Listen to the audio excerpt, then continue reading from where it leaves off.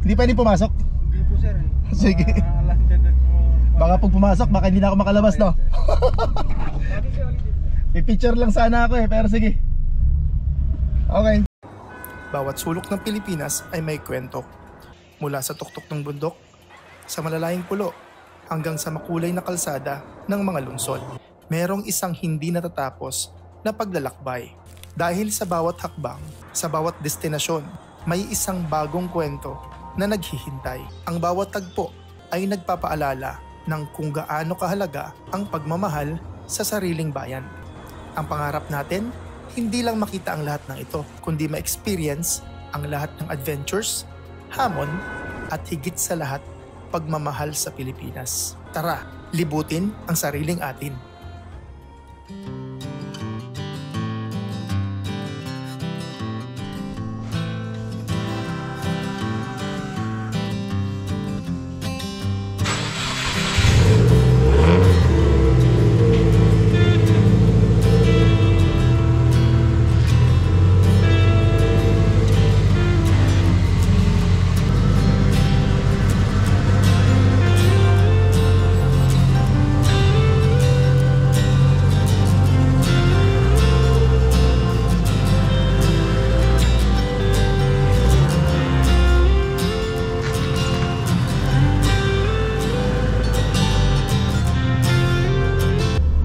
Good morning mga pards and mga Mars.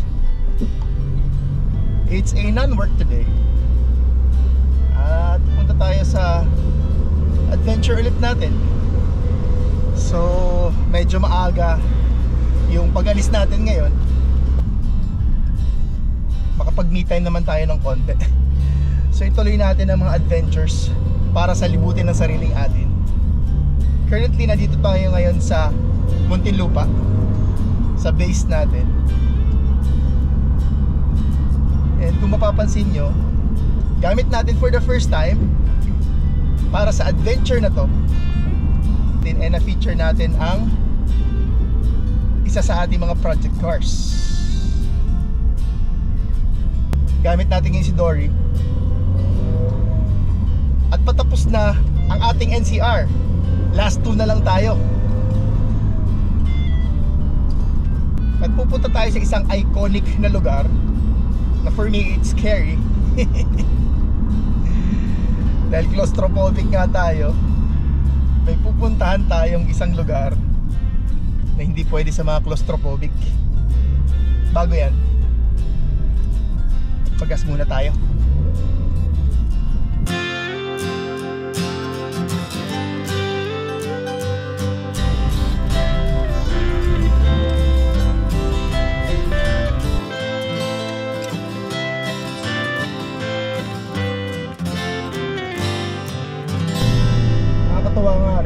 First time nating magamit or makagamit ang project car natin sa adventures na to. Yun naman talagang gusto natin mangyari. Kaso syempre, tulad ng ganito, kung napansin nyo, hindi ko siya nagagamit ng gabi. It's because si Dory walang low beam, puro high beam lang. Yan. And also wala rin tong aircon. Medyo mainit. Naka open air tayo. Kaya hindi pa siya fit for daily at hindi rin siya fit gamitin, syempre, sa gabi. Kaya inantay na muna nating lumiwanag bago tayo nakalabas. Pero don't worry, maayos natin yan. Takes time syempre, and budget.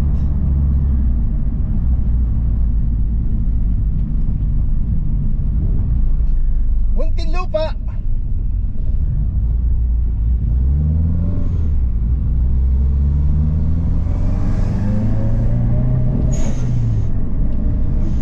Southville.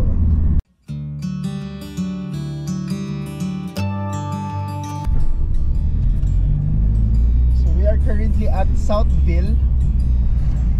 This is still part of Muntinlupa. Oh, may daanan pala dito. Yung pupuntahan natin, first time ko doon. Pero matagal ko na siya nakikita sa mga pelikula, especially nung 90s.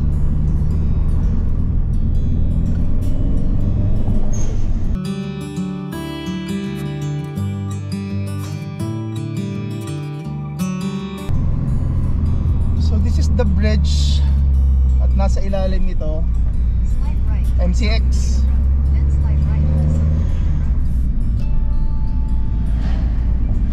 Tataka rin talaga nakakapag-explore. Dinadaan-daanan ko lang to. Ganito pala itsura dito. Diba? Meron dyan, meron dyan,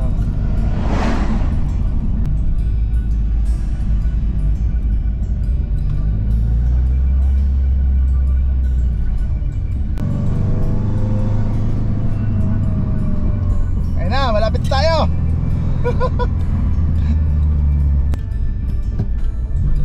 Ayun na, malapit na tayo.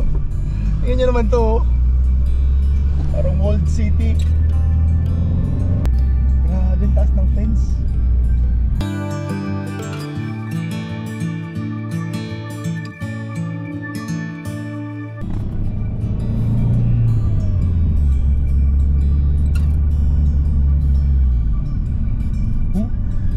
Enter the roundabout, then your destination will be on the right. Sir, pwedeng? Sige. Hindi pwedeng pumasok? Sige. Baka pag pumasok, baka hindi na ako makalabas, no? May picture lang sana ako pero sige. Okay. Thank you, pre. Sorry sa abala. Well, ayan mga pards.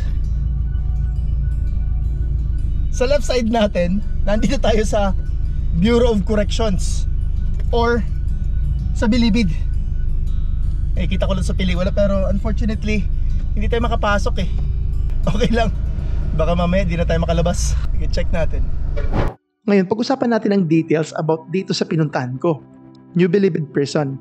It is located sa Barangay Poblacion ng Muntinlupa City, established in 1940, replacing the old Bilibid Prison in Manila. Now, bakit kaya siya tinawag na Bilibid? The name Bilibid actually comes from the Tagalog word bilibid or bilibid na bilibid, which means locked up, imprisoned. In old Filipino usage, bilibid describes something that's tightly enclosed, like being trapped inside. So when the Spanish colonial government built the first prison in Manila back in 1847, they called it Cárcel e Presidio Correccional de Manila. But locals simply referred to it as Bilibid Prison, the place where people were binilibid or binibilibid or locked up. The old Bilibid prison was built on Orqueta Street in Manila, near today's San Sebastian area. 1940, due to overcrowding, a new and larger facility was built in Muntinlupa, called the New Bilibid Prison. The name stuck even though it's officially called the New Bilibid Prison. Most Filipinos simply say Bilibid. The New Bilibid Prison is managed by the Bureau of Corrections or BUCOR under the Department of Justice. Official capacity is around 6,435 inmates, and actual population as of 2024 estimates is over 29,000 inmates. That means the New Bilibid Prison is operating at more than 400% over capacity, making it one of the most overcrowded prisons in the world. Sa loob nito, merong mga divisions. The NBP is divided into 3 main compounds: maximum security compound for those convicted of heinous crimes, medium security compound for those with lighter sentence or good behavior, and the minimum security compound for prisoners nearing release or those with minor offenses. Interesting facts about Bilibid Prison: it's like a small city inside. The prison has its own hospital, chapel, basketball courts, gardens, and even small sari-sari stores run by inmates. The smallest natural lake in the Philippines, the Jamboree Lake, is located inside the prison's compound.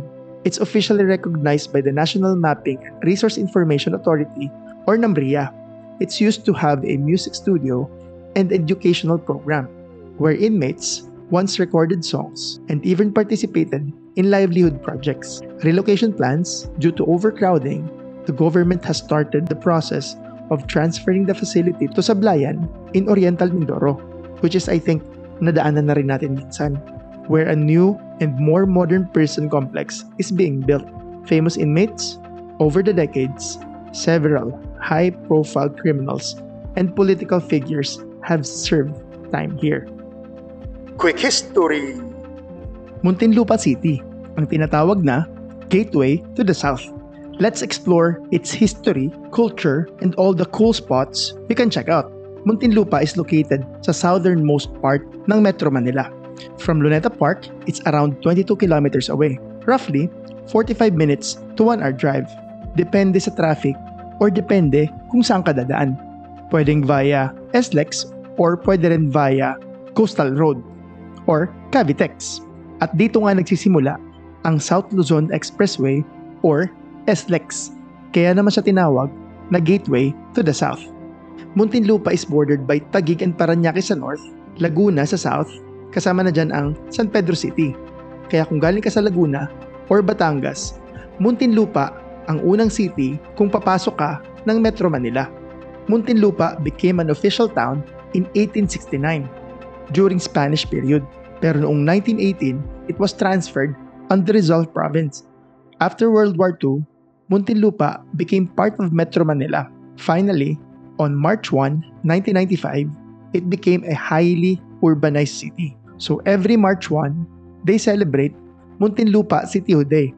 Now, this is interesting. Muntinlupa actually means a small piece of land. May iba pang theory. Some say it came from Monte sa lupa, meaning mount on land, while others believe it came from the Tagalog phrase munti, which means small, and lupa, which means land. Locals say the Spaniards asked, "Anong lugar ito?" The people answered, "Muntinlupa po," and the name stuck. As of 2024, Muntinlupa has a population of around 550,000 people, medyo smaller compared to cities like Quezon City or Manila. Pero its land area is quite big, around 46.7 square kilometers, which is bigger than Makati, and almost the same size as Marikina. Muntinlupa has 9 barangays: Alabang, Ayala Alabang, Buli, Kupang, Poblasyon, Putatan, Sukat, Bayanan, and Tunasan. Medyo konti lang ang barangay, di ba? Famous personalities and celebrities, hindi ko na mabilang or hindi ko na masabi kung ilan at sino-sino sila. Sa dami. Maraming sikat na personalities or celebrities ang nakatira sa mga premier village dito. Fun fact, several celebrities and athletes have homes in Ayala Alabang Village, one of the most exclusive communities in the country. Kung bibisita kayo dito, check out these places. Alabang Town Center, classic chill spot for shopping, dinner, or even coffee dates. Festival Mall, one of the biggest malls in the south. Philinvest City, a green business district with parks and biking areas. Pwede rin syempre mag-jogging dito. At pwede ka rin magbisikleta off-road. Museo ng Muntinlupa to learn about the city's heritage. Interesting facts about Muntinlupa. Alam nyo ba that Muntinlupa used to be known for its fishing and farming community before it became an urban hub? And fun fact, Muntinlupa was once awarded the most business-friendly city in Metro Manila. From its humble beginnings as a small fishing town to now one of the most progressive areas in the south. Yan yung poblasyon or papunta ng bayan ng Muntinlupa. And that's the walled city. I mean, prison. Yun yung poste na gusto ko mapuntahan, oh. Sa loob sana, kaso bawal daw. Anyway, nakikita naman natin yung mga picture pero wala sa plano nating makapasok dyan. Wala sa plano natin makapasok dyan. Yan, si Dory. Bagong hood. Bagong hood, iba naman ang kulay. Tara na nga. Yeah. Poblasyon. So papunta na tayo ng City Hall ng Muntinlupa. Let's go. Sayang ang film.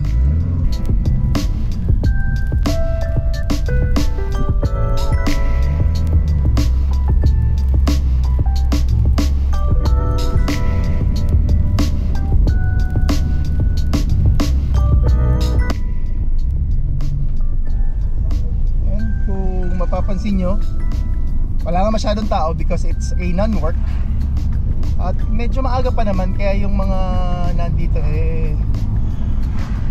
kaunti pa lang ang ating madlang people. So we are on our way na sa City Hall ng Muntinlupa para ituloy ang coverage natin sa adventures natin ng libutin ng sariling atin. Ayan, sino yan? Yan yung parang ano, sa logo ng Bureau of Corrections. Yung sa Justice. Medyo kinikilabutan ako sa area na to. Ayaw natin mangyari yan. Yan. Yung lake na to, ayan yung lady sa harap na may dalang pantimbang.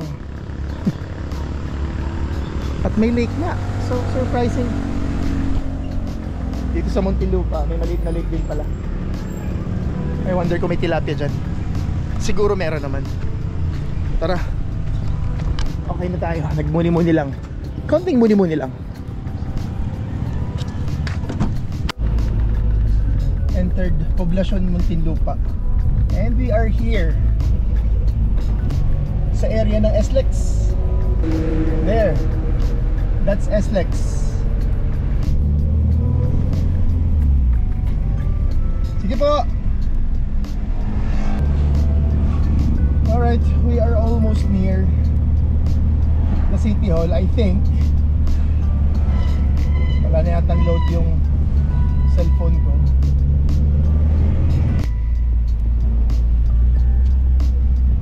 At ang daming tao. Super saglit lang. Super saglit lang talaga. Super saglit lang po. Pipicture lang tayo. Dito lang, dito lang, dito lang. Super saglit lang. Ayan, super saglit lang.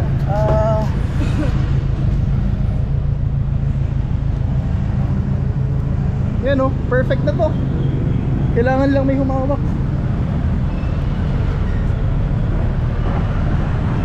Pero bang hiramin to? Chip, hiramin ko to, Chip ah.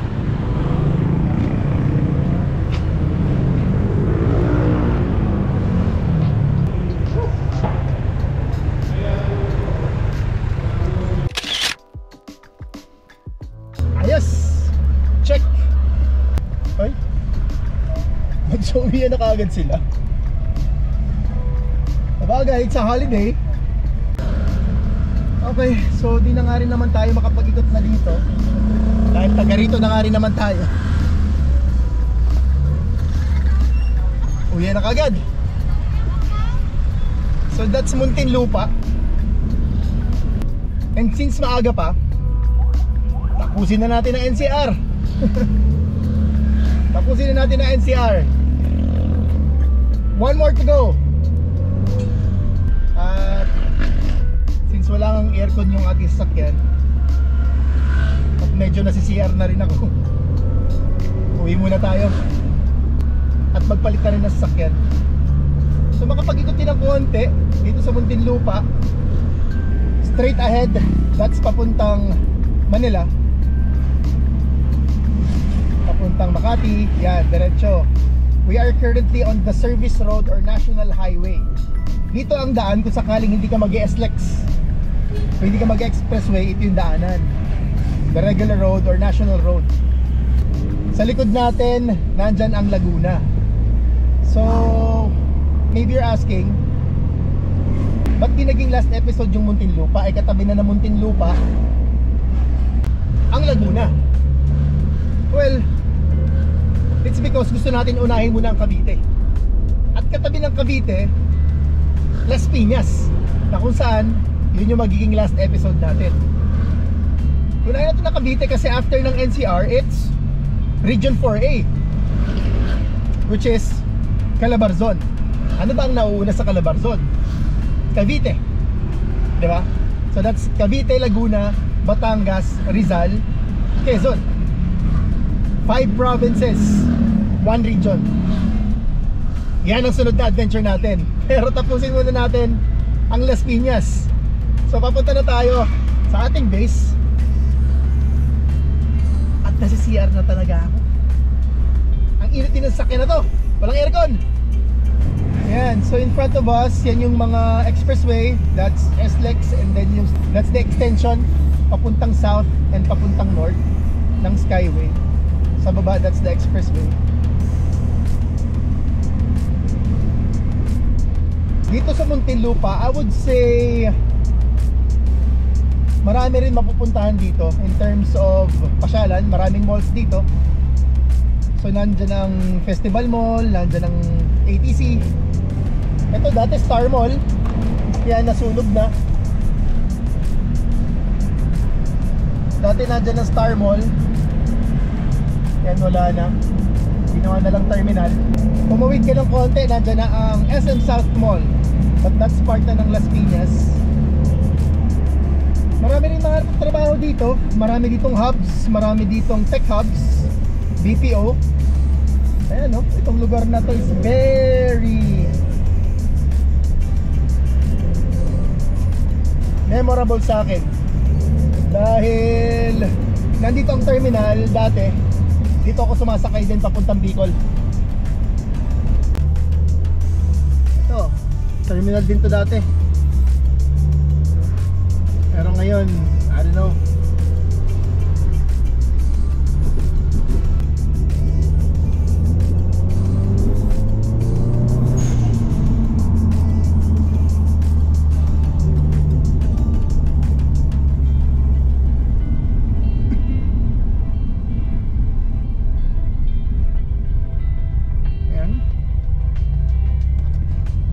On our left side, that's the Festival Mall.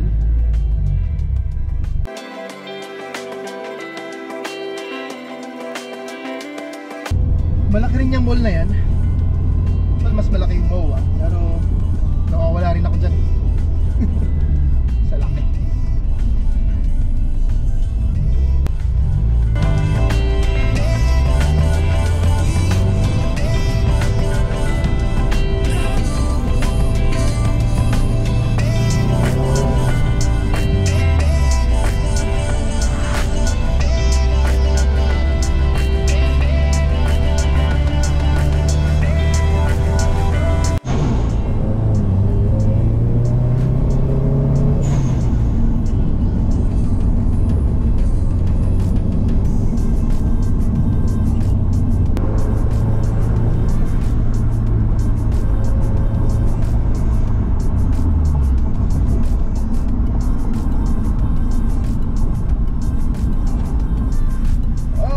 Tatain na ako.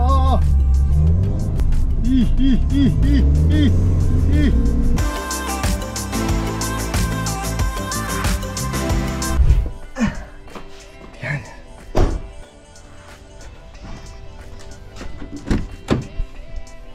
Pinapagod natin ang sarili natin sa mga sakit sa ulong sasakyan. Meron naman modelo. Joke lang. Iba pa rin ang sayo na ibibigay ng project cars. Iba. Ito convenient pero